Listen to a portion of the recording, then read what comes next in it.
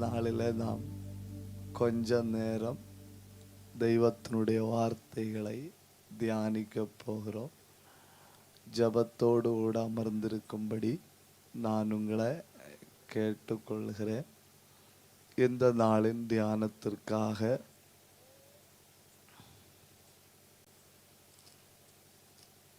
எசேக்கியேல் தீர்க்கதரிசியின் புஸ்தகம்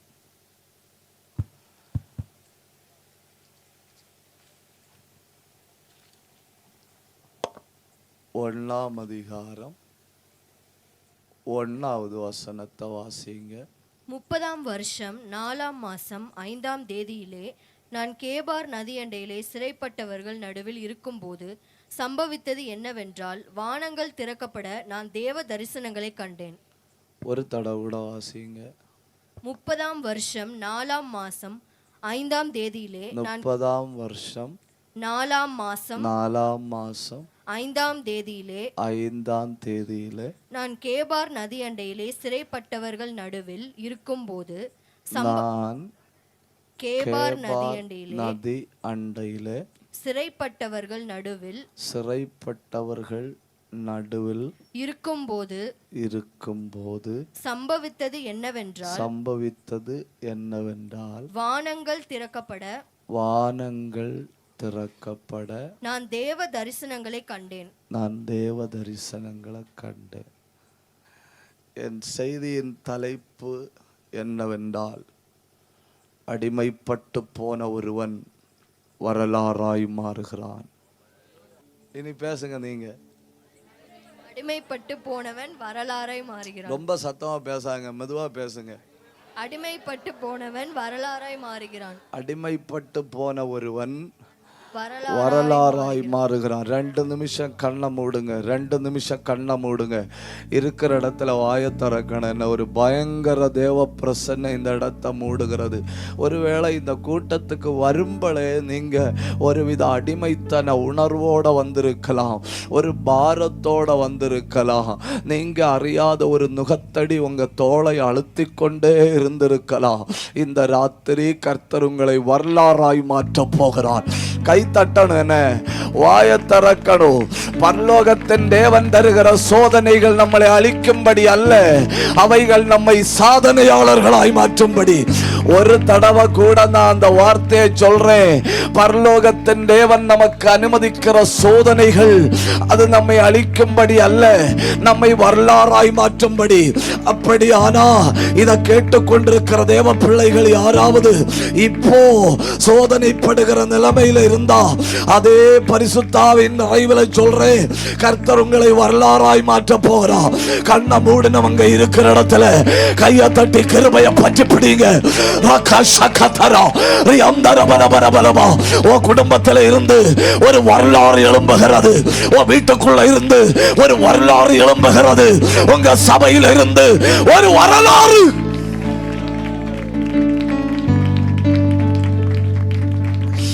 இப்போ நீ அனுபவித்துக் கொண்டிருக்கிற வேதனை அழிவதற்கு அல்ல, இப்போ நீ அனுபவித்துக் கொண்டிருக்கிற சோதனை அழிவதற்கு அல்ல, இப்போ நீ அனுபவித்துக் கொண்டிருக்கிற வேதனை உன்னை மென்மேலும் பலப்படுத்தும்படி, விட்டு கொடுக்கும்படி அல்ல போராடும்படி, விட்டு கொடுக்கும்படி அல்ல போராடும்படி. கர்த்தர் என்னோடுதான் தொடக்க நேரத்தில் பேசுகிறார் அப்படின்னு ஏவப்படுறவங்க 2 கையை ஒண்ணு தட்டுங்க.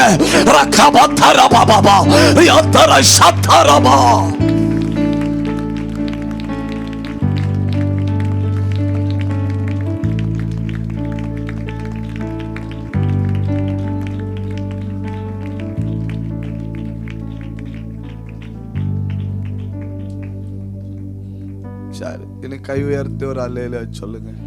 அல்லேலூயா. முதல்ல நான் பைபிள் அந்த ஒரு ஆள்னு சொல்லி ஒரு 7 மனிதர்களை சொல்லித்தாரேன். ஒரு ஆள் 1. யாக்கோபுடைய மொத்த குடும்பத்துக்குள்ளேயும் பிரச்சனை வருவதற்கு காரணமான ஒரு ஆள். ஆதியாகமம் 34ஆம் அதிகாரம் 1-2 வசனம். லேயாள் யாக்கோபுக்கு பெற்ற குமாரத்தியாகிய தீனாள் தேசத்து பெண்களை பார்க்க புறப்பட்டாள். அவளை ஏவியனான ஏமோரின் குமாரனும் அத்தேசத்தின் பிரபுவுமாகிய சீகேம் என்பவன் கண்டு அவனை கொண்டு போய் அவளோடே சயனித்து அவளை தீட்டுப்படுத்தினான். பார்த்தீங்களா, மொத்த குடும்பத்துக்கும் பிரச்சனை வர காரணமான ஒரு ஆள். ரெண்டு, தீனா, இங்கிலீஷில் டயானான்னு நினைக்கிறேன். ரெண்டு, மொத்த கப்பலுக்கும் பிரச்சனை உண்டாக்கின ஒரு ஆள். யோனாவின் புஸ்தகம் 1:4. கர்த்தர் சமுத்திரத்தின் மேல் பெருங்காற்றை வரவிட்டார். அதனால் கடலிலே கப்பல் உடையும் என்று நினைக்கத்தக்க பெரிய கொந்தளிப்பு உண்டாயிற்று. எத்தனை பேர் வண்டியில இருந்தனோன்னு தெரியாது. ஆனா பிரச்சனை காரணம் ஒரு ஆள். 3, மொத்த இஸ்ரவேலும் தோற்று போக காரணமான ஒருவன்.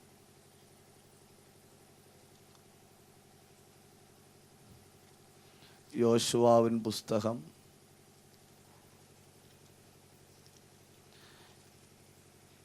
7:20. அப்பொழுது ஆகான் யோசுவாவுக்கு பிரதியுத்தரமாக, மெய்யாகவே நான் இஸ்ரவேலின் தேவனாகிய கர்த்தருக்கு விரோதமாக பாவம் செய்தேன், இன்னின்ன பிரகாரமாக செய்தேன். 3 சொன்னேன் இல்ல? 1 தீனாள், 2 யோனா, 3 ஆகான், 4 மொத்த இஸ்ரவேல் ஜனங்களுடைய பயணமும் தடைபட காரணமான ஒரு ஆள். எண்ணாகமம் 12:15. அப்படியே மிரியாம் 7 நாள் பாளையத்துக்கு புறம்பே விலக்கப்பட்டிருந்தாள். மிரியாம் சேர்த்து கொள்ளப்படும் மட்டும் ஜனங்கள் பிரயாணம் பண்ணாதிருந்தார்கள். 7 நாள் டிராவல் பண்ணினா எத்தனை தூரம் போயிருப்பணும்? அவங்க ஒரு நாள் பிரயாணம் பண்றது 20 கிலோமீட்டர். அப்ப 7 நாள் பிரயாணம் பண்ணினா 140 கிலோமீட்டர் தூரம் பின்தங்குவதற்கு காரணம் ஒரு ஆள். இனி அந்த 140 கிலோமீட்டரை ஒரு விதத்திலையும் காம்பன்சேட் பண்ண முடியாது. ஒரு நாள் 25 கிலோமீட்டர் வச்சு நடப்போம், அப்போ அதை என்ன பண்ணலாம், கிளியர் பண்ணலான்னு முடியாது. ஏன்னா நடக்கிறது 1-2 பேர் இல்லை. எத்தனை பேர்? 30 லட்சம் பேர். எத்தனை பேர்? 30 லட்சம் பேர் நடக்கிறார்கள். அப்போ 30 லட்சம் பேரும் 7 நாள் பயணம் செய்யாமல் தடைபட்டிருக்க காரணம் ஒரு ஆள். நான் 4 பேரை சொன்னேனே. அடுத்து மொத்த சபைக்குள்ளும் பிரச்சனை கடந்து வருவதற்கு காரணம் ஒரு ஆள். மொத்த சபைக்குள்ளும் பிரச்சனை கடந்து வருவதற்கு காரணம் ஒரு ஆள். எபிரேயர் 12:15. ஒருவனும் தேவனுடைய கிருபையை இழந்து போகாதபடிக்கும் யாதொரு கசப்பான வேர் முளைத்தெழும்பி கலக்கம் உண்டாகிறதுனால் அநேகர் தீட்டுப்பட்டார்கள். கசப்பான வேர் உண்டானது யாருல? ஒரு ஆள், ஒருவனும். பார்த்தீங்களா, கசப்பான வேர் எழும்பினது ஒருவன்ல, ஆனா தீட்டுப்பட்டு போனது எத்தனை பேரை போட்டிருக்கு? ஒரு ஆளையா போட்டிருக்கு? அநேகர். இப்போ குடும்பம் மொத்தம் பிரச்சனை அடைய காரணம் ஒரு ஆள். இஸ்ரவேல் மொத்தம் தோற்று போக காரணம், நீங்க பேசாதுங்க என்ன, இஸ்ரவேல் மொத்தம் தோற்று போக காரணம் ஒரு ஆள். அப்புறம் சபை மொத்தம் 7 நாள் பயணம் செய்ய முடியாமல் இருக்க காரணம் ஒரு ஆள். மொத்த கப்பலும் உடைந்து போகும் என்கிற நிலையில தத்தளிக்க காரணம் ஒரு ஆள். மொத்த சபைக்குள்ளேயும் கலகம் உண்டாக காரணம் ஒரு ஆள். ஒரு பெரிய எழுப்புதலுக்கு காரணம் சிறைப்பட்டவர்கள் நடுவில் இருந்த ஒரு ஆள். கை தட்டுங்க, கை தட்டுங்க, கை தட்டுங்க. உங்களில் ஒருவன். நான் ஆவியில என்ன நினைக்கிறேன் தெரியுமா? இங்க இருக்கிற அத்தனை பேரும் அப்படிப்பட்ட ஒரு ஆளாய், ஜெபிக்கிற ஒரு ஆளாய், கிருபையுள்ள ஒரு ஆளாய், கை தட்டுங்க. தேவ பிரசன்னம் உள்ள ஒரு ஆளாய் நீ மாறினால் இந்த ராத்திரி எழுப்புதல் வரும்.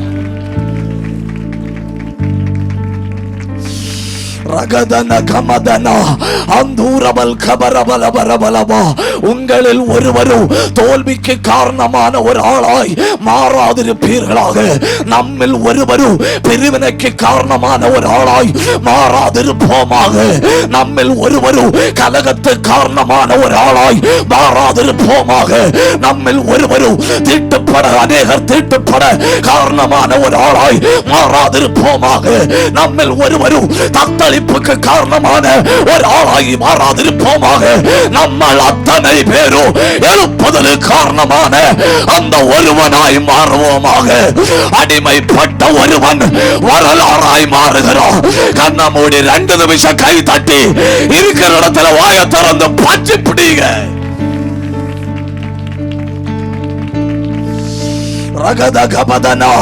உங்கள் நடுவில் இருந்து கர்த்தர் யாரையோ ஜெப ஆவியோட எழுப்ப போகிறார். உங்க நடுவில் இருந்து கர்த்தர் யாரையோ தீர்க்க தரிசன அபிஷேகத்தோட எழுப்ப போகிறார். உங்கள் நடுவில் இருந்து மகிமையுள்ள பாத்திரங்களை ஆண்டவர் எழுப்ப போகிறார். ஒன்னு கை தட்டி வாதரங்க.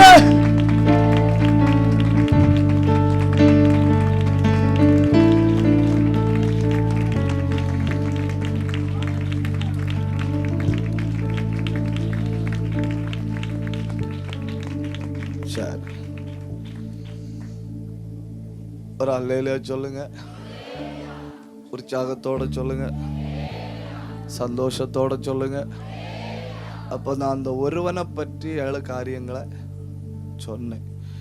நான் பேச போறது 1, வேதாகமத்தில் உள்ள சிறைப்பட்டவர்களின் வகைகள். என்ன பேச போறேன்? வேதாகமத்தில் உள்ள சிறைப்பட்டவர்களின் வகைகள், டைப்ஸ் ஆஃப் கேப்டிவிட்டி. நீங்கள் தொடக்கத்தில் கண்டென்ட் எழுதிக்கிடணும். ஏன்னா ஒருவேளை பேசி முடிக்க முடியலைன்னா சிறைப்படுத்தப்படுதலின் அடிமைத்தனத்தின் வகைகளை சொல்லுவேன் முதல்ல. அப்புறம் நான் என்ன சொல்லுவேன்னா, அவர்களுக்கு கூட இருக்கிறவர்களின் நிலை. இப்போ நான் ஜெயிலில் இருக்கிறேன்னு சொன்னால் என் கூட ஜெயிலில் இருக்கிறவருக்கு நிலைமையும் பார்க்கணும் இல்லையா? இங்கே உள்ள உலகத்தில் உள்ள மிகப்பெரிய பிரச்சனை என்ன தெரியுமா? 200 ரூபா திருடி இருப்பான் ஒருத்தன். 200 ரூபா திருடி இருப்பான். அவனை கனம் நீதிபதி அவர்கள் 30 நாள் ஜெயிலில் போட உத்தரவு போடுறாரு. 30 நாள் ஜெயிலில் போட உத்தரவு போடுறாரு. இப்போ பாருங்க, இவன் திருடினது எவ்வளவு? 200 ரூபா. இவனை கொண்டு போடுறது யாருக்கு கூட தெரியுமா? தலையை வெட்டிட்டு வந்திருக்கவனோ கூட. இவன் அங்கே போன உடனே மாறி மாறி பழக்கப்படுவன் இல்லையா? அவன் கேட்குறான், நீ எதுக்கு வந்த? அது 200 ரூபா திருடு. உடனே அவன் காரி துப்புறான். அவன் காரி துப்புறான். 200 ரூபா எல்லாம் திருடிட்டு ஜெயிலில் வர கேவலமா இல்லை? பெருசா ஏதாவது பண்ணண்டாபான்னு. 200 ரூபா திருடிட்டனேன்னு சொல்லி வெட்கப்பட்டு மானம் ரோசம் எல்லாம் உள்ள போனவன் இனி பெருசா ஏதாவது சாதிக்கணும்னு வெளியே வரான். அப்போ கண்டிப்பா ஒருத்தன் அடிமைத்தனத்தில் இருக்கிறான்னு சொன்னா அவனை பற்றி படிக்கிறத விட கூடுதல் யாரை பற்றி படிக்கணும்? கூட இருக்கிற ஆட்களை பற்றி படிக்கணும். அப்போ அது 2வது நாம படிப்போம். 3, அங்க இருக்கிறான் இல்லையா இவன் எதிர்கொள்ளுகிற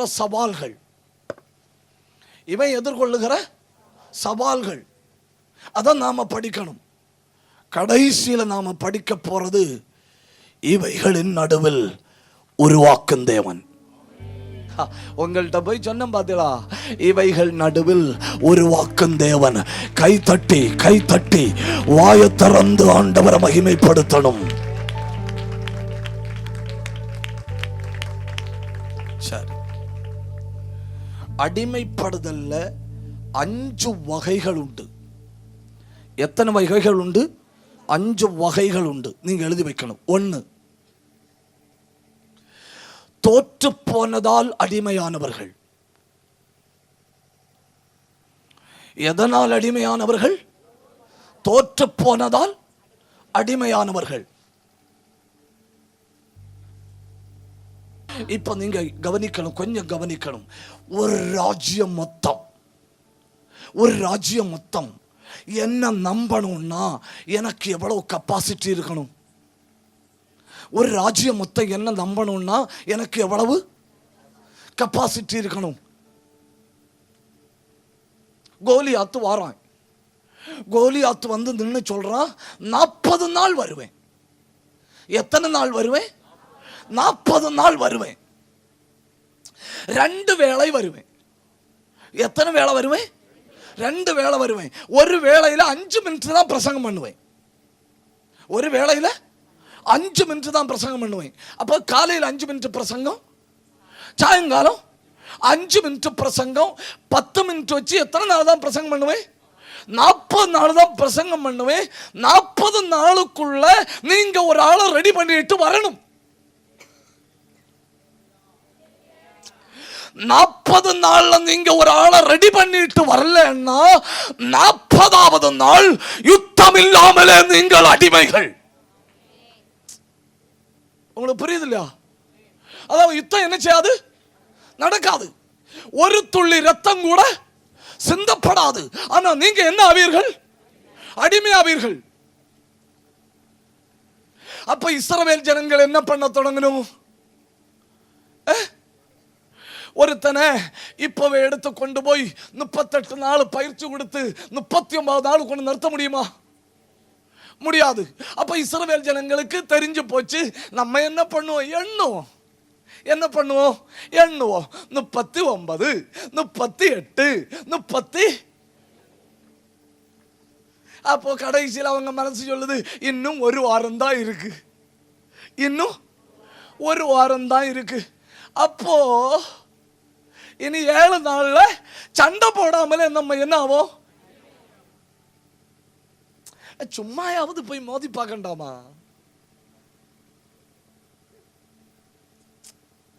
அந்த கண்ணு தெரியாத ஆளு மாமரத்தில் எரிஞ்சு மாங்காய் விழுந்தாலும் விழுந்தது மாங்காய் தானே.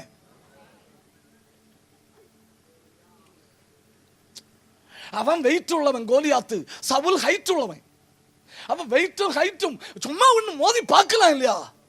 கிருபை உள்ளவனை ஈட்டி எடுத்து எறிய தோணுது, அவனை சும்மா அது ஒண்ணு எரிஞ்சு பார்க்க வேண்டியதானே.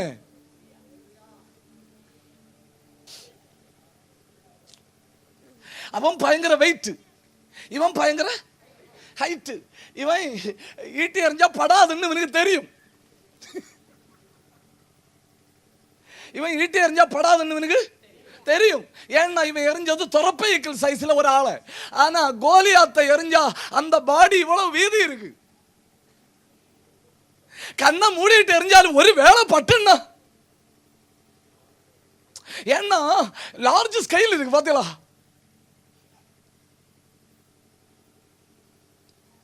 புரியலையோ? அச்சாரிய விட்டு தள்ளுங்க. அப்படியாவது ஒன்று ட்ரை பண்ணலாம் இல்லையா? அவனும் இருந்து கால்குலேட் பண்றான், அவனும் இருந்து கால்குலேட் பண்றான். இன்னும் 5 நாள் செல்லும். அப்போ ஈசாய் வீட்டில் இருந்து கால்குலேட் பண்றாரு. தாவீதுக்கு அப்பா வீட்டில் இருந்து கால்குலேட் பண்றாரு. பிள்ளைகள் யுத்தத்துக்கு போய் 1 மாசம் ஆச்சு. பிள்ளைகள் யுத்தத்துக்கு போய் 1 மாசம் ஆச்சு. கொண்டு போன பழம் தீர்ந்திருக்கும். தப்புதான்.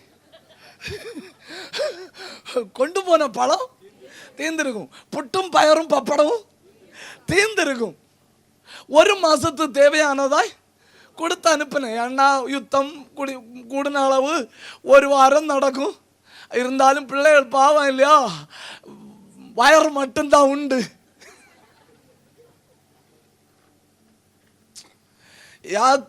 ஈசாய்க்கு 3 பிள்ளைகள் மிலிட்டரியில 3 எண்ணத்துக்கு என்ன மட்டும்தான் உண்டு? வயர் மட்டும்தான் உண்டு. அதனால லார்ஜ் ஸ்கைல கொடுத்து அனுப்பினாரு. லார்ஜ் ஸ்கைல கொடுத்து அனுப்புறாரு. இப்ப ஈசாய்க்கு அங்க இவங்க கலண்டரை திருப்பி போட்டு என்றது தெரியாது.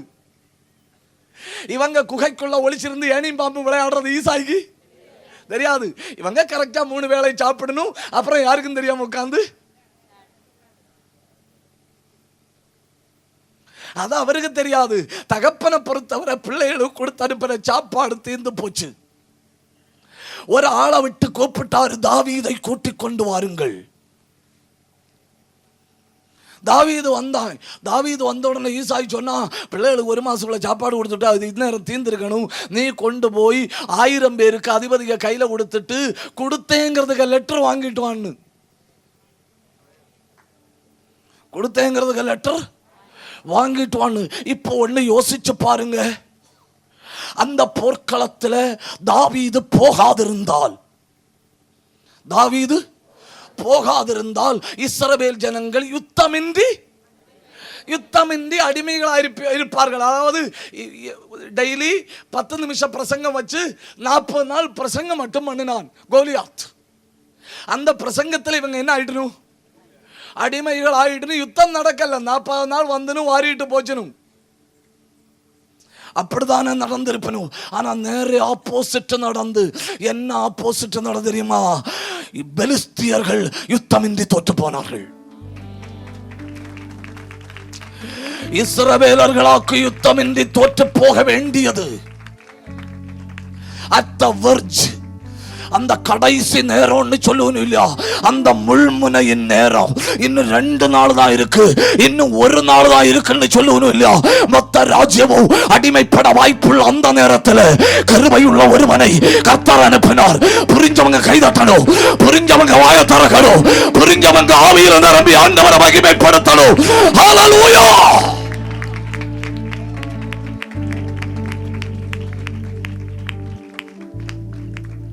ஒரு வகை அடிமைத்தனம் அப்படிங்கிறது தோற்று போவதனால் வருகிற அடிமைத்தனம்.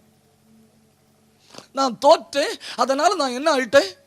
அடிமை ஆயிட்டேன். ஆனா 2வது ஒரு வகை அடிமைத்தனம் உண்டு. அது தோற்று போகிறதுனால இல்ல.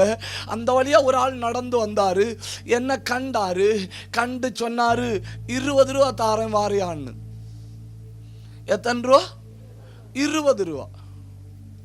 யோசேப்புக்கு வேல்யூ எவ்வளவு? 20 ரூபா. 20 ரூபாயும் 10 சகோதரர்கள் பங்கு போட்டப்ப ஆளுக்கு எவ்வளவு ரூபா கிடைச்சு? ஆளுக்கு 2 ரூபா. ஒவ்வொரு ஆளுக்கு ஈக்குவலா ஷேர் பண்ணுவோம், இல்லைன்னா அங்க வச்சு அடி நடக்கும்.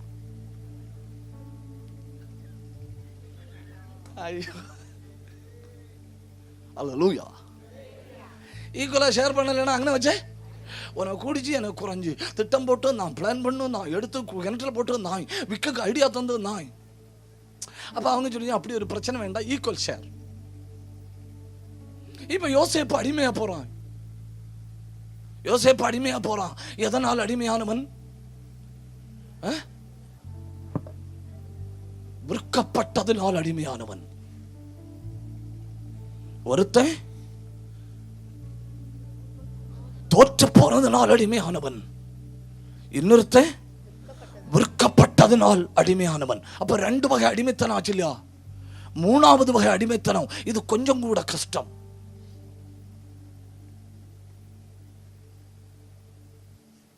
ஒரு வீட்டுல 2 அடிமைகள் இருக்கணும். ஒரு வீட்டுல 2 அடிமைகள் இருக்கணும். 2 அடிமைகளும் பயங்கர லைனு. 2 அடிமைகளும் பயங்கர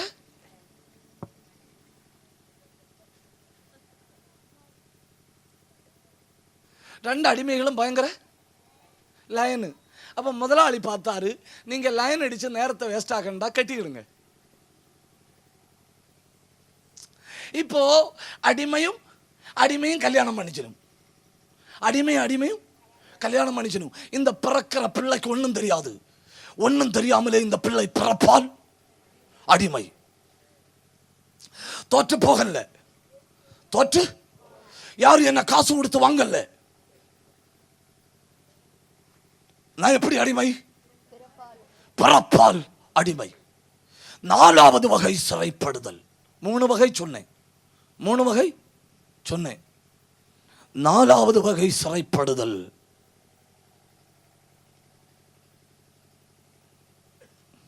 எனக்கு ஒரு ஆளை ரொம்ப இஷ்டப்பட்டு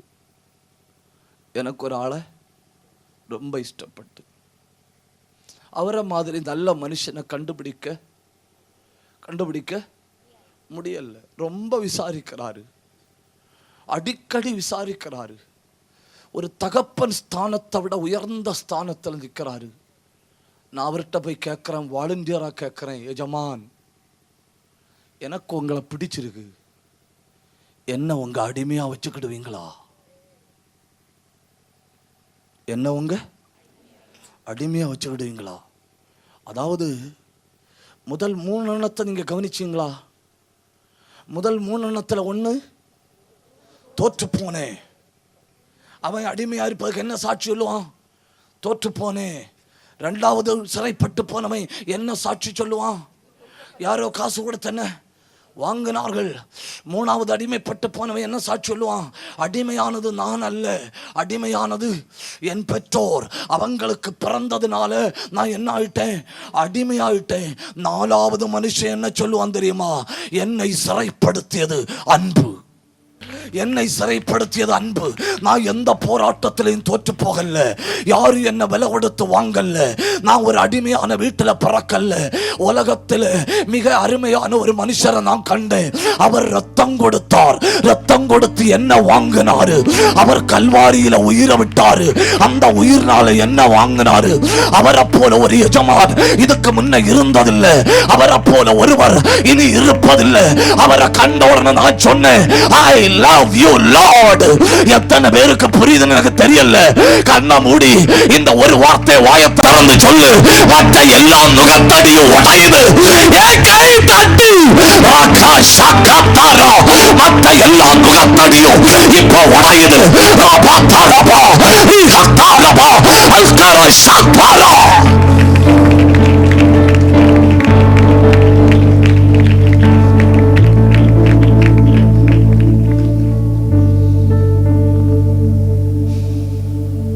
நாலெண்ணம் சொன்னேன் இல்லையா? 5 ஆவிகளுக்கு அடிமைப்படுதல். எதற்கு அடிமைப்படுதல்? ஆவிகளுக்கு அடிமைப்படுதல். நான் இந்த வசனத்தை சொன்னா உங்களுக்கு எத்தனை பேருக்கு புரியும்னு எனக்கு தெரியலன்னா உங்களுக்கு புரியலைன்னா விட்டு தள்ளுங்க. இது கொஞ்சம் ஆழமாக்கும், புரிஞ்சு கொள்றது கொஞ்சம் கஷ்டமாக்கும். கொஞ்சம் கஷ்டம் இருந்தாலும் நீங்க புரிய முடியுமான்னு முயற்சி பண்ணுங்க. ஆபேல் காயினால் கொல்லப்பட்டான். ஆபேலுடைய ரத்தம்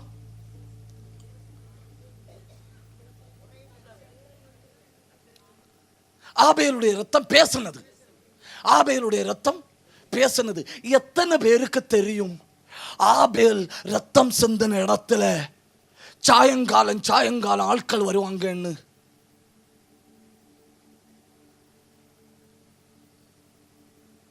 யாருக்கும் தெரியாதுல்ல. சரி, நான் பைபிள்ல இருந்து ஒரு வசனத்தை சொல்றேன். ஆபேலில் விசாரித்தால் நீதி கிடைக்கும்.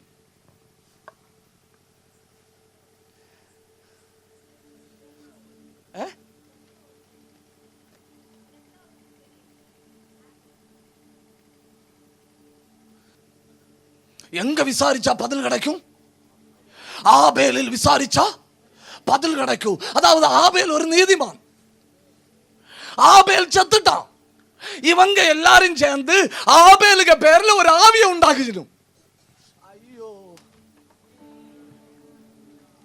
இவங்க எல்லாம் சேர்ந்து ஆபேலுக்கு பேர்ல ஒரு ஆவியை உண்டாக்கி. உங்களுக்கு தெரியுமா? அங்க போனா ரத்தம் பேசும். ஏதாவது காரியத்தை விசாரிச்சா பதில் கிடைக்கும். அப்போ காலகாலமா ஆட்கள் அங்க போய் விசாரிக்கிறாங்களா? அது ஒரு ஆவியாய் மாறினது.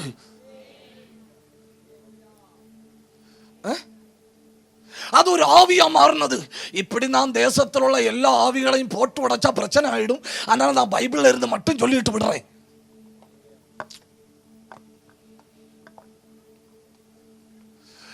ஆயிரக்கணக்கில் லட்சக்கணக்கில் ஆட்களை அந்த ஆவி அடிமைப்படுத்தி வச்சிருந்து எவனை கேட்டாலும் சொல்லு, பிரச்சனையா ஆபேலில விசாரி, நெருக்கடியா ஆபேலில விசாரி,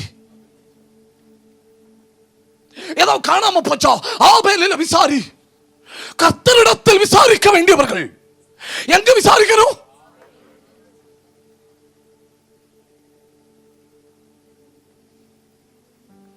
ஒரு ஆவி இவங்களுக்கு தெரியாமல இவங்களை அடிமைப்படுத்தி வச்சு நம்ம கேட்டா என்ன சொல்லணும்? ஆபேல் நீதிமான், ரத்தம் பேசுனது அதுவரை கரெக்ட் தான். அதுக்கு அப்புறம் உள்ளதான் பிரச்சனை. வசனம் கண்டுபிடிச்சீங்களா பாப்பா? 2 சாமுவேல்ல இருக்கு, 20 அதிகாரத்துல இருக்கு, 18வது வசனத்துல இருக்கு. அப்பொழுது அவள் பூர்வ காலத்து ஜனங்கள் ஆபேலிலே விசாரித்தால் வழக்கு தீரும் என்பார்கள். எங்க விசாரிக்கணுமா? அவ ஜனங்களை எல்லாம் எதை அடிமைப்படுத்தி வச்சிருக்கு? ஆவி அடிமைத்தனம். நான் எத்தனை எண்ணம் சொன்னேன்? 5. அப்ப ஒன்னோட சொல்லிட்டு விடுறேன். என்ன 6 பாவச்சிறை. என்ன சிறை? பாவச்சிறை. அது எங்க சொல்லி இருக்குன்னு உங்களுக்கு தெரியுமா? அது பைபிள்ல ஒரே ஒரு இடத்துல தான் சொல்லி இருக்கு. ரோமருக்கு எழுதின நிருபம் 6ஆம் அதிகாரம் 13வது வசனம். நீங்கள் உங்கள் அவயங்களை அநீதியின் ஆயுதங்களாக பாவத்திற்கு ஒப்புக்கொடாமல் உங்களை மரித்தோலிருந்து பிழைத்திருக்கிறவர்களாக தேவனுக்கு ஒப்பு கொடுத்து உங்கள் அவயங்களை நீதிக்குரிய ஆயுதங்களாக தேவனுக்கு ஒப்பு கொடுங்கள். 16வது வசனம் கூட வாசிங்க. மரணத்துக்கு ஏதுவான பாவத்துக்கானாலும் நீதிக்கு ஏதுவான கீழ்ப்படுதலுக்கானாலும் எதற்கு கீழ்ப்படியும்படி உங்களை அடிமைகளாக ஒப்பு கொடுக்கிறீர்களோ அதற்கே கீழ்ப்படுகிற அடிமைகளாய் இருக்கிறீர்கள் என்று அறியீர்களா? என்ன சிறை? பாவச்சிறை. இப்படி பைபிள்ல சிறைகளின் எண்ணிக்கை உண்டு, சிறைகளின் எண்ணிக்கை உண்டு. இதுல ஏதோ ஒரு சிறையில தான் சத்துரு எல்லாரையுமே வச்சிருப்பான். நான் இத்தனை சிறை சொன்னதுல ஒரே ஒரு சிறை நல்லது தெரியுமா உங்களுக்கு? ஒரே ஒரு சிறை நல்லது. நான் அந்த சிறையில இருக்கேன். நான் தேவ அன்பினால் வாங்கப்பட்டவன். தப்புதான். அதுக்கு மட்டும் அடிமையா இருக்கணும், அதுக்கு மட்டும் அடிமையா இருக்கணும். ஏன்னா அந்த சிறை சுதந்திரம். கவனிங்க, இந்த ஒரு வார்த்தையை சொல்லிட்டு நான் முன்ன போறேன். அந்த ஒரு சிறை மட்டும் சுதந்திரம், மீதி எல்லா சுதந்திரங்களும் சிறை. ஒரு தடவை கூட சொல்றேன், அந்த ஒரு சிறை மட்டும் சுதந்திரம், மீதி எல்லா சுதந்திரங்களும் சிறை.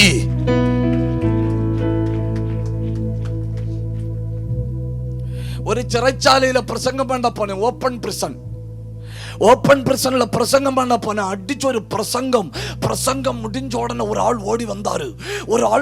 என்கிட்ட சொன்னாரு, அன்எக்ஸ்பெக்டட். நான் யோசிச்சு பார்க்கவே இல்லை நீங்க இங்க வருவீங்கன்னு. யோசிச்சு பார்க்கவே இல்லை நீங்க இங்க வருவீங்கன்னு. அப்ப நான் அவர்கிட்ட திருப்பி கேட்டேன், மலையாளத்துல வீட்டில் எல்லாரும் எங்கன உண்டு? என்னத்துல கேட்டேன்? மலையாளத்துல கேட்டேன். அவர் ஒரு வார்த்தை சொன்னார். அவர் அந்த வார்த்தையில நான் கிட்டுக்கிட்டேன். அவர் சொன்னாரு, வீட்டில் கிடக்கிற எல்லாரும் நான் ஜெயில கிடக்கேன்னு நினைச்சிட்டு இருக்கணும். இங்க ஜெயில கிடக்கிற நான் சுதந்திரமா இருக்கிறேன், அவங்க சுதந்திரமா இருக்கணும்னு நினைச்சிட்டு ஜெயில கிடக்கணும்னு.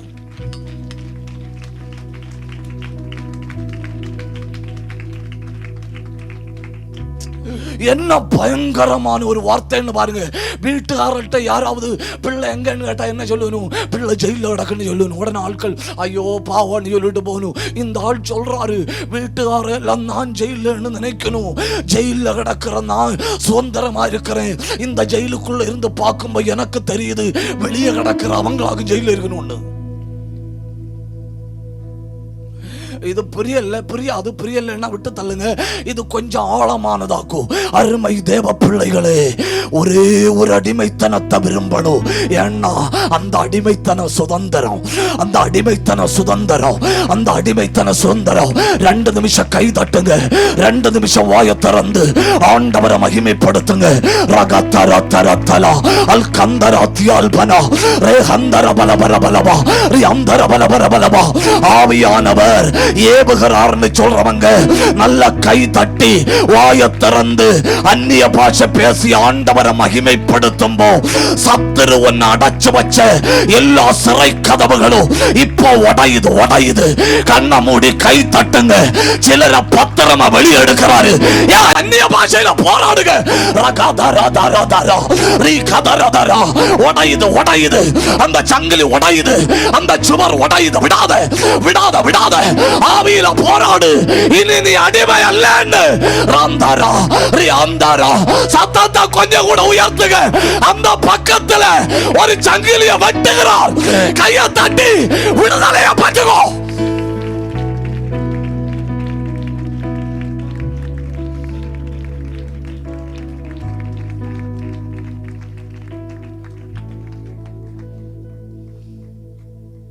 சொல்லுங்க, நான் கர்த்தருக்கு அடிமை. மெதுவா சொல்லுங்க, நான் கர்த்தருக்கு அடிமை. இந்த வார்த்தை நீங்க உள்ளத்துல இருந்து சொல்லும்போது என்ன நடக்கும் தெரியுமா? மீதி எல்லா சிறை கதவும் திறக்கும். இப்போ இந்த ஒருவன் இருக்கிறது எங்க தெரியுமா? சிறைப்பட்டவர்கள் நடுவில். இனி அடுத்து நான் சொல்ல போறது கூட இருக்கிறவர்களின் நிலை. இப்போ கூட இருக்கிறவர்களை பற்றி கண்டிப்பா என்ன செய்யணும்? படிக்கணும். நம்மளை பற்றி படிக்கிறத விட யாரை பற்றி படிக்கணும்? ஸ்கூல்ல நம்ம கூட இருக்கிறவங்கள தான் படிக்கணும். ஹாஸ்டல்ல நம்ம கூட இருக்கிறவங்கள தான் படிக்கணும்.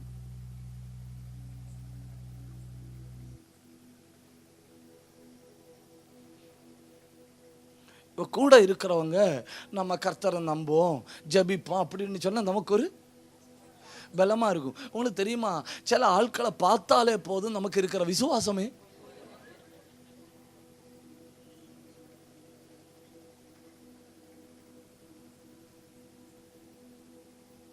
அவங்கள்ட்ட நம்ம ஒன்றும் பேசல, பார்த்தாலே போதும். இந்த சூரியனுடைய வெளிச்சத்தில் பனிக்கட்டி உருகிறது போல இருந்த கொஞ்சோண்டு விசுவாசம்.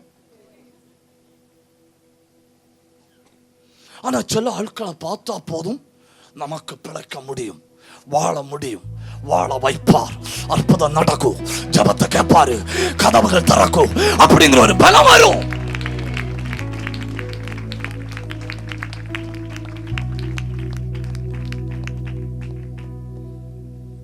பலம் வரும். இப்ப இவன் கூட இருக்கிறவங்கள பற்றி பைபிள் என்ன சொல்லுதுன்னு பாருங்க.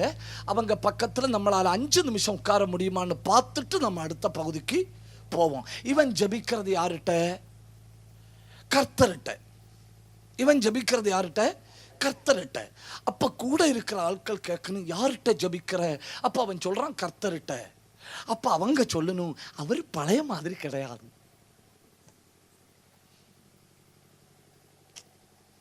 தப்புதான் அவங்களுக்கு. அவர் பழைய மாதிரி கிடையாது. அவர் பழைய மாதிரி கிடையாதுன்னு இவங்க ஒரு தடவை சொல்லி இருந்தா அவனுக்கு அது மனசுல இருக்காது, போயிருக்கும். அவங்க எத்தனை தடவை சொல்லணும்னு பாருங்க. எசேக்கியேல் 18:25 அந்த ஒரு சென்டென்ஸ் மட்டும் வாசிச்சா போதும். என்ன? கர்த்தருடைய வழி செம்மையானது அல்ல. அவ்வளவும் வாசிங்க. நீங்களோ ஆண்டவருடைய வழி செம்மையாய் இருக்கவில்லை என்றீர்கள். 29வது வசனம். இஸ்ரவேல் வம்சத்தாரோ ஆண்டவருடைய வழி செம்மையாய் இருக்கவில்லை என்கிறார்கள். 33ஆம் அதிகாரம் 20வது வசனம்.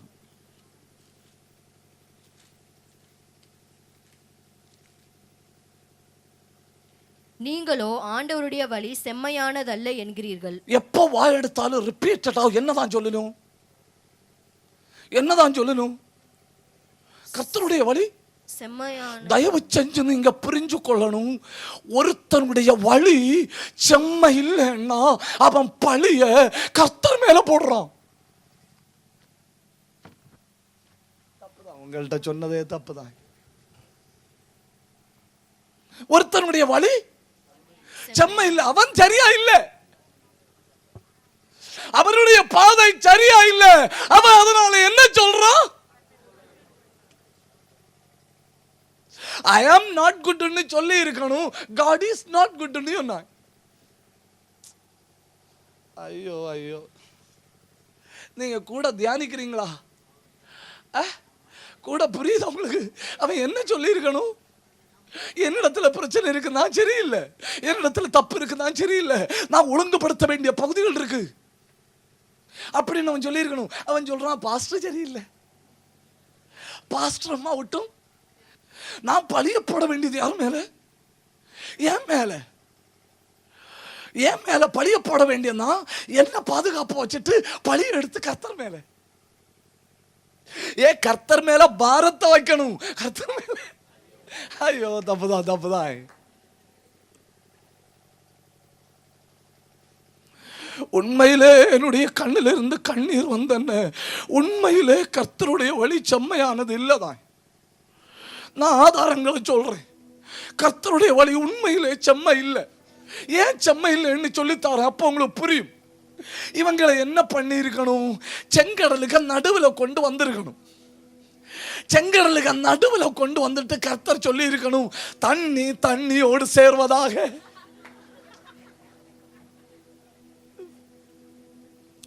ஜலம் ஜலத்தோடு சேர கடவுதுன்னு சொல்லி இருந்தா இனி இருந்தா தானே பாடுவாங்க.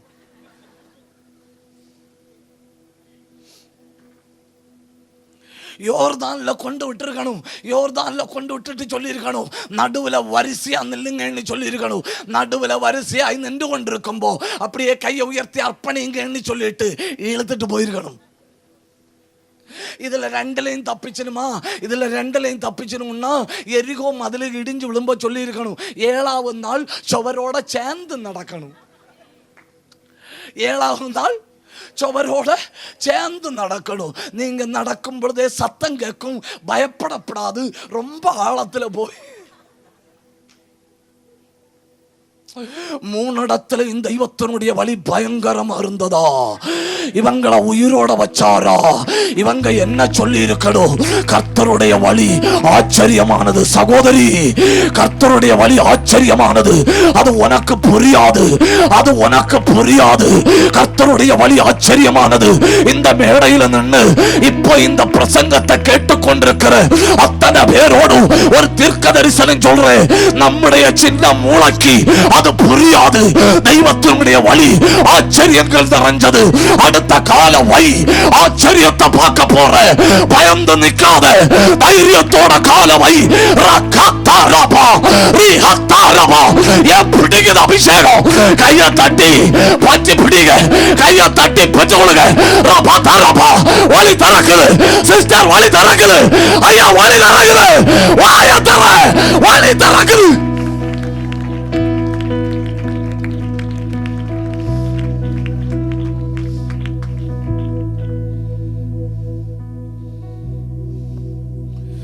கூட இருக்கிறவர்கள் நான் யாரை நோக்கி ஜெபம் பண்றேனோ அவரையே பழி சொல்லிட்டு இருக்கிறோம், அவரையே பழி சொல்லிட்டு இருக்கிறோம். இது அவங்களுடைய 1வது பிரச்சனை. சரி, ஜெபம் பண்ணி தாண்டலாம். 2 1வது பிரச்சனை புரிஞ்சில்லையா? புரிஞ்சில்லையா?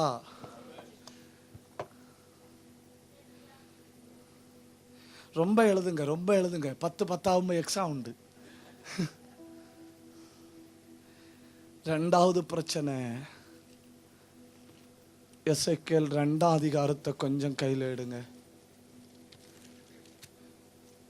5ஆம் வசனத்தை வாசிங்க. கலக வீட்டாராகிய அவர்கள் யாரு? கலக வீட்டார். என்ன வந்தாலும் துதிப்போன்னு சொல்லிச்சணும். இப்ப சொல்லணும், என்ன வந்தாலும் பிரச்சனை பண்ணணும்.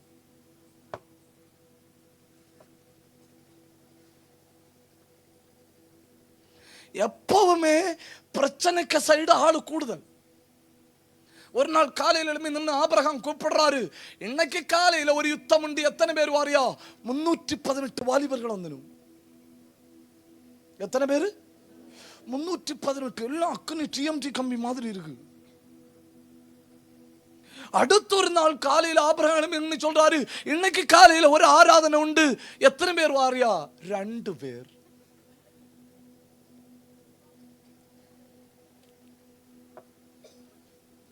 எத்தனை பேர்? 100ல் 2 பேர் வந்திருந்தா 2% சொல்லி இருக்கலாம். 200ல் 2 பேர் வந்திருந்தா 1% சொல்லி இருக்கலாம். 300ல் 318ல் 2 பேர் வந்தா பெர்சன்டேஜுக்கே இல்லையே. அடிப்படைன்னு சொன்னப்போ 318 பேரு, ஆராதனை சொன்னப்போ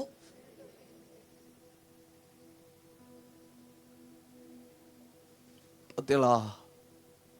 எப்பவுமே உத்தமத்தோட ஆராதிக்கிறவர்கள் எண்ணிக்கை குறைவு.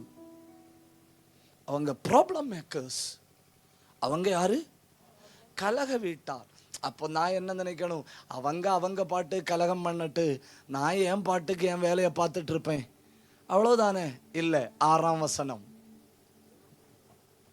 மனுபுத்திரனே, நீ அவர்களுக்கு பயப்பட வேண்டாம், அவர்கள் வார்த்தைகளுக்கும் அஞ்ச வேண்டாம். நெரிஞ்சில்களுக்குள்ளும் முள்ளுகளுக்குள்ளும் பாருங்க, நெரிஞ்சில் முள்ளுகளுக்குள் முள்ளு, இது 2 கவனிங்க. இது 2 ஓடி வந்து நம்மளை தாக்குமா? நம்ம தூங்கிட்டு இருக்கும்போது நம்மளை தாக்குமா? இல்லை. அந்த பின்கோடில் நம்ம போனாதான் தாக்கும். அது பாட்டு கிடக்கும். நம்மளா போய் மிதிச்சாதான் உண்டு, அது பிரச்சனை இல்லை. ஆனா 3வது, நீ தேள்களுக்குள் வாசம் பண்ணினாலும். ஐயா, முதல்ல உள்ள 2 எண்ணத்தை நினைச்சப்போ அல்லேலூயா, நான் ஒதுங்கி இருப்பேன், நான் பிரச்சனைக்கு போக மாட்டேன். அந்த புருஷன் கெட்ட வார்த்தை பேசும்போ நான் வாயில தண்ணி விட்டுட்டு பேசாம இருப்பேன்.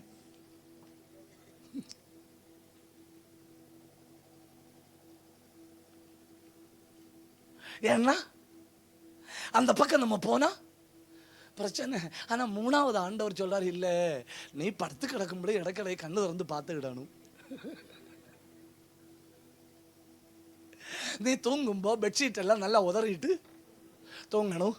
நீ சட்டுக்குள்ள ஏறி பேண்ட்டுக்குள்ள இறங்கும்போ உதறிட்டு எங்க இருப்பான்னு தெரியாது, எங்க இருப்பான்னு, என்ன பிளான் பண்ணிட்டு இருப்பான்னு.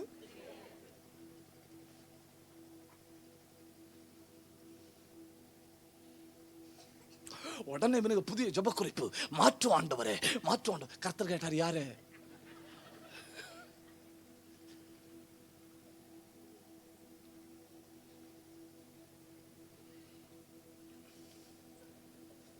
மாற்று ஆண்டவர் என்ன கேட்ட கர்த்தர் கேட்டாரு, யாரு? ஏன்னா ஒன்ன மாற்றினாலும் தேளு உனக்கு அட்ரஸ்ல வரும்.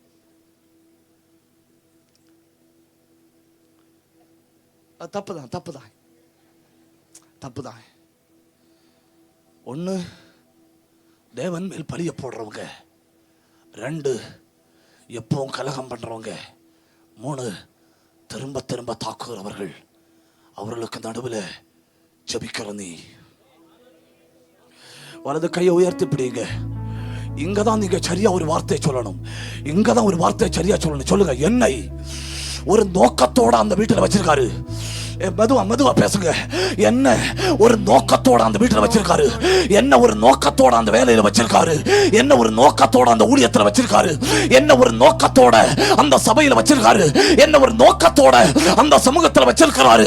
நான் ஜெபம் பண்ணி ஒரு பெரிய தாக்கத்தை உண்டாக்கணும். இனி போராடுங்க, இனி போராடுங்க. பாவம் பெருகின இடத்துல நீ இருந்தால் உனக்கு கிருபை பெருகும்.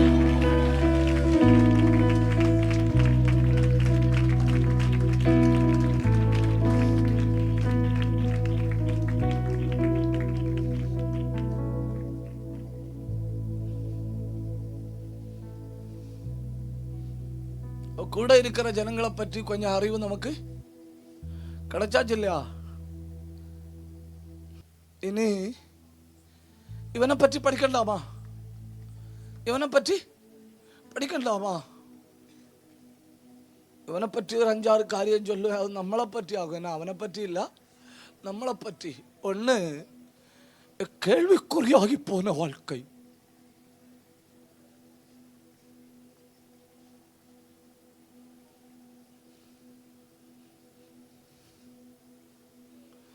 புரியுதா?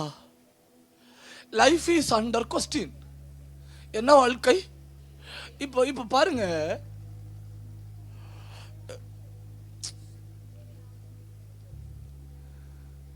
ஒரு வருஷம் ஜெயில கிடந்தா அந்த முதல் ஒரு மாசம் இருக்கு இல்லையா, திறக்கப்படுவதாக திறக்கப்படுவதாக திறக்கப்படுவதாக, திறந்தே தீருவேன், போராடுவேன், ஜபிப்பேன். ஒரு வருஷம் ஆச்சுன்னா திறக்கணும்டா அண்ணே திறந்திருப்பாரு. பவுலுக்கெல்லாம் அண்ணு ராத்திரியே.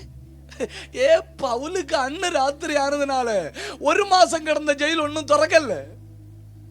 அதாவது என்ன சொல்ல விரும்புறேன், நீ அடைபட்டால் 24 மணிக்கூறுக்குள்ள உடைக்கணும்.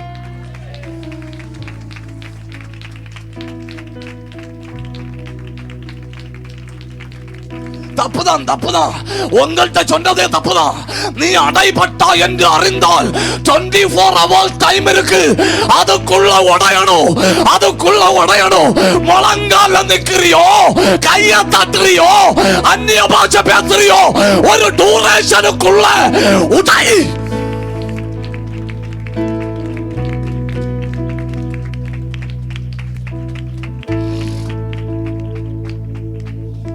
ஏன்னா அந்த டூரேஷனுக்கு பேர் என்ன தெரியுமா? Peak faith. தப்புதான், தப்புதான்.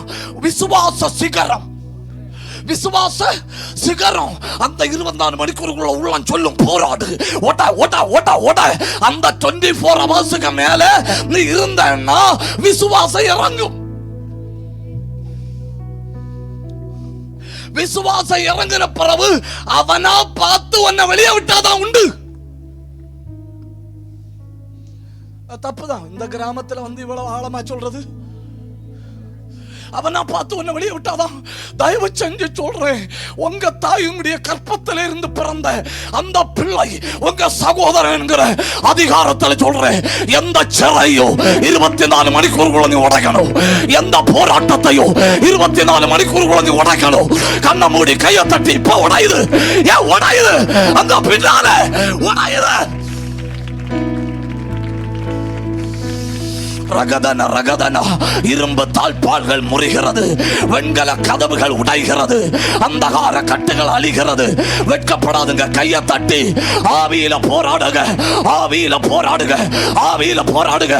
எந்த சத்துருவுக்கும் ரொம்ப நேரம் கொடுக்கப்படாது, எந்த பிரச்சனைக்கும் ரொம்ப நேரம் கொடுக்கப்படாது, எந்த போராட்டத்துக்கும் ரொம்ப நேரம் கொடுக்கப்படாது. சத்துரு போட போட ஓட, போட போட ஓட.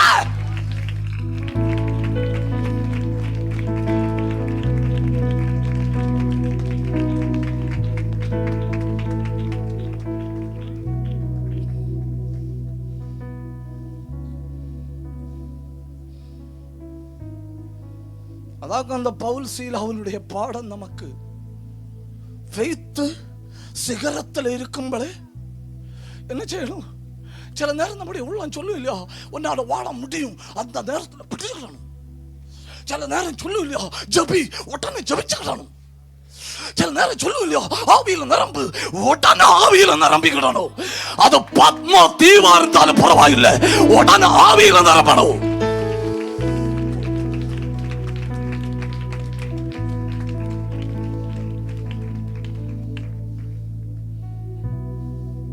உடனே என்ன செய்யணும்?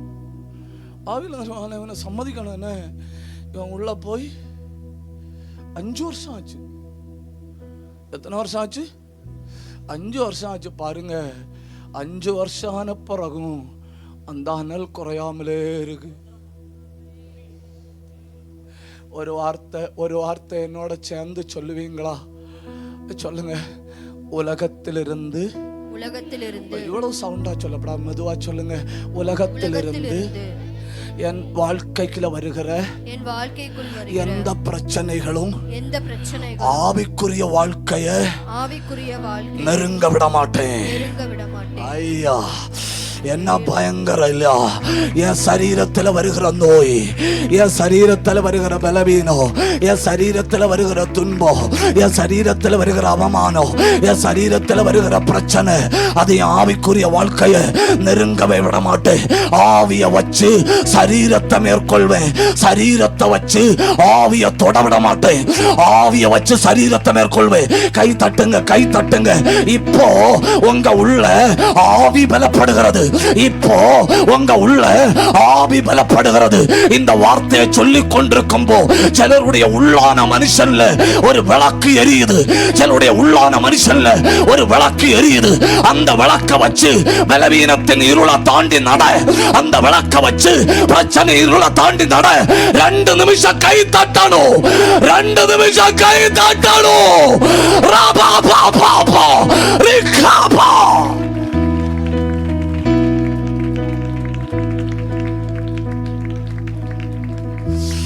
நல்ல கண்ண மூடி கை தட்டி 2 நிமிஷம் ஆவியில நிரம்புவோமா? அத்தனை பேரு கண்ண மூடி வாய திறந்து ஆவியில நிரம்புங்க. ராந்தர கந்தர கல்பரா அல்கர பந்தர பத்தராதியா ரேலாந்தராதியா ரியாந்தராதியா உடந்தராதியா. ஆவியின் பலத்தை வச்சு, உள்ளான மனுஷன் இருக்கிற வல்லமையை வச்சு, உள்ளான மனுஷன் இருக்கிற கிருபையை வச்சு சரீரத்தை பலப்படுத்து. சரீரத்தை தூக்கி விடு. சரீரத்தை தூக்கு. ஆவிய வச்சு சரீரத்தை தூக்கு. அபிஷேகத்தை வச்சு பலவீன சரீரத்தை தூக்கு.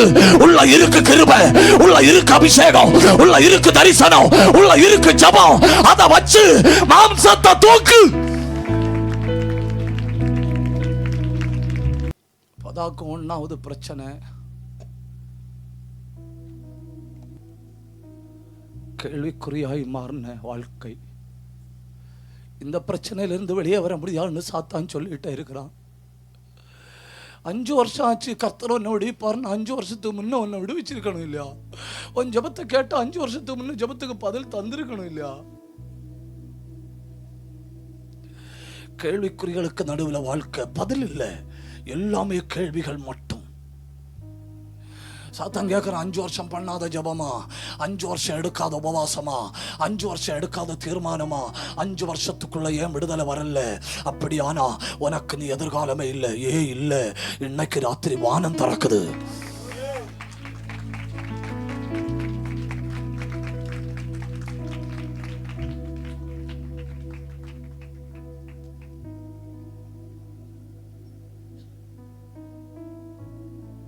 ஒண்ணு கேள்விக்குறியாய் மாறின எதிர்காலம் பாழா போயிட்டு.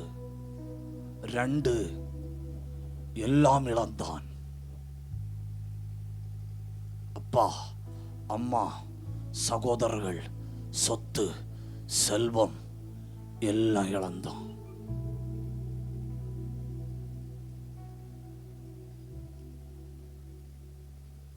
இந்த உலகத்துல நாம இழக்கிற எதையுமே இழப்புன்னு நினைக்க கூடாது. ஆவிக்குரிய வாழ்க்கையில ஏதாவது இழந்தோன்னாதான் அதை இழப்புன்னு நினைக்கணும்.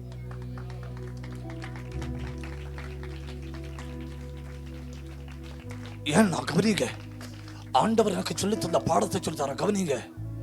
யாராலும் எடுக்க முடியாத ஒன்றை எனக்கு தரும்படி எடுபட வாய்ப்புள்ள எல்லாத்தையும் எடுக்கிறாரு.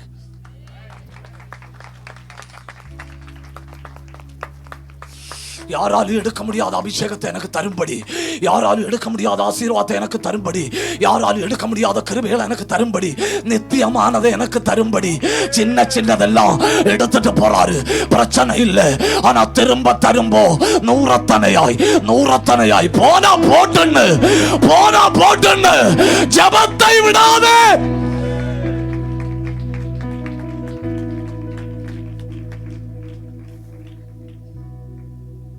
ஒன்றாவது, முன்ன நிற்கிற எல்லாமே கேள்விகள். எதிர்காலம் கேள்வி, நிகழ்காலம் கேள்வி, எல்லாமே கேள்விகள். அதுக்கெல்லாம் பதில் சொல்ல முடியல. 2 கொஸ்டின்ஸ் மட்டும் இல்ல, சந்தித்தது எல்லாமே இழப்பு, கை வச்சதெல்லாம் போச்சு, எல்லாம் போச்சு. இப்ப கூட என்ன இருக்குன்னு கேட்டா அவன் இப்படி பிடிச்சிட்டு சொல்றான், கர்த்தரை தவிர எல்லாம் போச்சு. அப்ப நீ இழந்தவன் கிடையாது. ஏன்னா நீ பிடிச்சிருக்கிறது பொக்கிஷம். ஏன் நீ பிடிச்சிருக்கிற ட்ரெஷர் ஹவுஸ். அவரை பிடி, அவரை பிடி, அவர் சொக்க தங்கம். ஏய் ஏய் ஏய், அவரை பிடி. அவருக்கு ஒப்பானவர் இல்ல. அவர் கூட இருந்தா எல்லாம் பின்னால வரும்.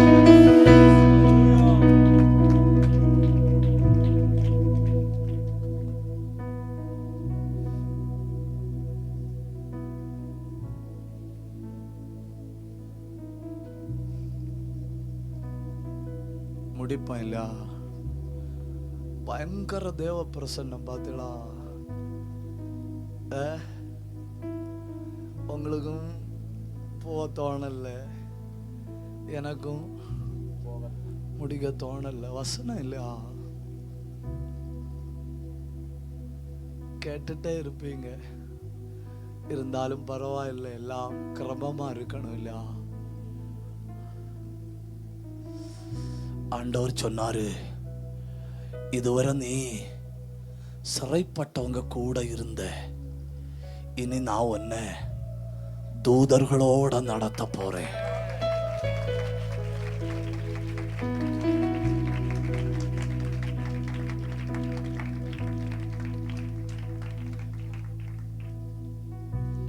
என்ன எல்லாம் உங்களை எப்படின்னு எனக்கு தெரியாது. என்ன எல்லாம் எலும்புகள் நிறைந்த பள்ளத்தாக்கில் கொண்டு விட்டு தீர்க்க தரிசனம் உரைக்க சொன்னான். என்ன எலும்புகள் பிளஸ் எலும்பு சமம் எலும்பு. என்ன எல்லாம் ஏன்னா அவங்க எல்லாம் எலும்பு. அவங்கள கண்ட உடனே நானும் எலும்பு. அவனை எலும்புக்கு நடுவில் கொண்டு இன்னும் பிரசங்கம் பண்ண சொன்னப்ப அவன் சொல்றான், நீ கேட்டா என்ன கேட்கலன்னா என்ன, எனக்கு சொன்னவர் பேச சொன்னாரு.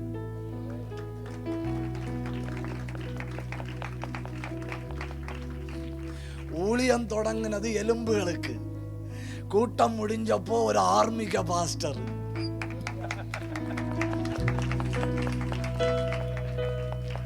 உனக்கு எப்படி தைரியம்? அவன் சொல்றான், 5 வருஷம் எலும்புகளுக்கு நடுவில் ஜெபம் பண்ணிட்டு இருந்தேன். 5 வருஷம் உயிருள்ள எலும்புகளுக்கு இடையில. யாருக்கு இடையில? உயிருள்ளவன் என்று பெயர் கொண்டும் அடக்க முடியாது, அடக்க முடியாது. உயிருள்ளவன் பேரு ஆதார் கார்டுல லிவிங் போட்டிருக்கு, அதனால அடக்க முடியாது. பேருக்கு உயிரோட இருக்கு. அவங்க நடுவில் 5 வருஷம் இருந்து ஜபிச்சதுனால இனி எவனையும் சமாளிக்கலான்னு.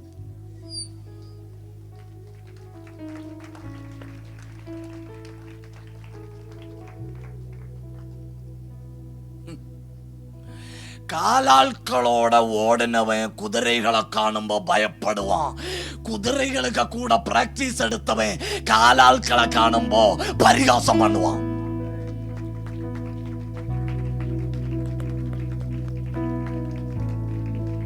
எலும்புகள் பள்ளத்தாக்குல வெற்றியா நடந்தாச்சு.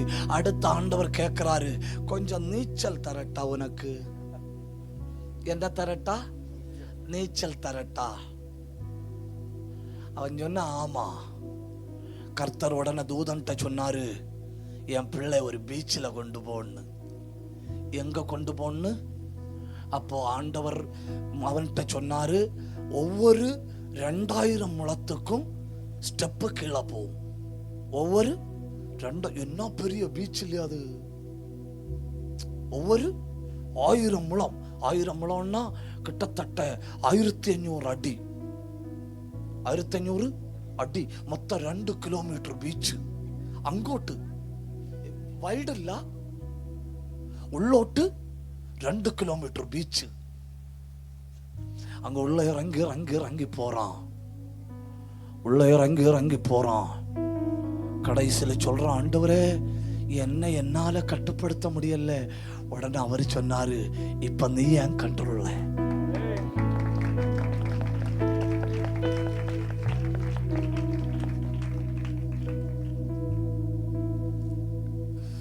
சிறைப்பட்டவர்கள் நடுவில் தான் தொடங்கினாய், வரலாறாய் முடிந்தான்.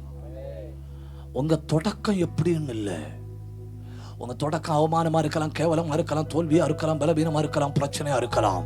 கர்த்தர் உன்னை நீச்சல் ஆழத்தில் எடுத்துக்கொண்டு போகிறார்.